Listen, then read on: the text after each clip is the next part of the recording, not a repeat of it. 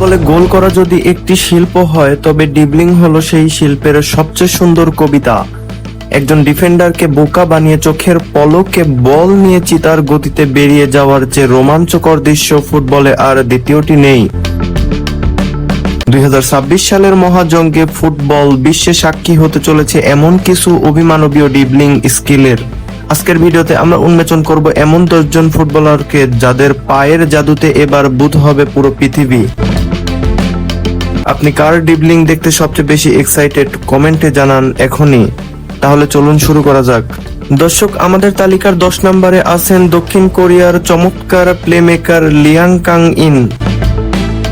Asian এই তারকা তার নিখুঁত ড্রিবলিং এবং অবিশ্বাস্য পাসিং স্কিল দিয়ে বিশ্বমঞ্চে নিজের জাত চিনিয়েছেন। মাঠের বলের ওপর তার নিয়ন্ত্রণ এবং যেকোনো কঠিন পরিস্থিতি থেকে ড্রিবল করে বল বের করে নিয়ে আসার ক্ষমতা সত্যিই প্রশংসনীয়। 9 নম্বরে আছেন ফ্রান্সের গতিময় উইঙ্গার ওসমান ডেম্বেলে। ডেম্বেলের সবচেয়ে বড় শক্তি হলো তিনি দুই পাই সমান দক্ষ। একজন ডিফেন্ডারের পক্ষে বোঝা অসম্ভব যে ডেম্বেলে কোন দিক দিয়ে ড্রিবল করে বেরিয়ে যাবেন। তার চিতাবাঘের মতো গতি এবং আকস্মিক দিক পরিবর্তনে যেকোনো ডিফেন্ডারের জন্য এক দুঃস্বপ্ন। তালিকায় 8 নম্বরে আছেন স্পেনের মিডফিল্ড জাদুকর পেদ্রি। পেদ্রি হয়তো উইঙ্গারদের মতো অতটা গতি দেখান না, কিন্তু তার টেকনিক্যাল ড্রিবলিং অসাধারণ। ছোট জায়গায় বল ধরে রাখা, প্রতিপক্ষের প্রেস কাটিয়ে ওঠা এবং শরীরী মোচড়ে ডিফেন্ডারদের বোকা বানানোর এক সহজাত প্রতিভা রয়েছে এই তরুণ তুর্কির। 7 নম্বরে জায়গা করে নিয়েছেন পর্তুগালের তারকা উইঙ্গার রাফায়েল লেয়াও। লম্বা স্ট্রাইড বা বড় বড় পদক্ষেপে দৌড়ানোর পাশাপাশি বলের ওপর দারুণ নিয়ন্ত্রণ রয়েছে তার। উইং ধরে যখন তিনি ড্রিবল করে আক্রমণে ওঠেন, তখন তাকে আটকানো ডিফেন্ডারদের জন্য প্রায় অসম্ভব হয়ে পড়ে। 6 নম্বরে আছেন ফুটবলের অন্যতম মহাতারকা লিওনেল মেসি। বয়স বাড়লেও তার পায়ের জাদু কিন্তু কমেনি। অভিজ্ঞতার সাথে সাথে মেসির ড্রিবলিং এখন আরো বেশি নিখুঁত। ক্লোজ কন্ট্রোল ড্রিবলিং এ তিনি এখন অনন্য। ডিফেন্ডাররা তাকে ঘিরে ধরলেও খুব শান্ত মাথায় শরীরের হালকা ঝাঁকুনিতে সবাইকে পরাস্ত করার ক্ষমতা এখনো আগের মতোই আছে। এবার আসা যাক সেরা পাস এ। 5 নম্বরে আছেন জার্মানির তরুণ প্রতিভাবান মিডফিল্ডার জামাল মুসিয়ালা। খুবই ছোট এবং আঁটো জায়গায় অবিশ্বাস্যভাবে বল নিয়ন্ত্রণে রাখতে পারেন তিনি।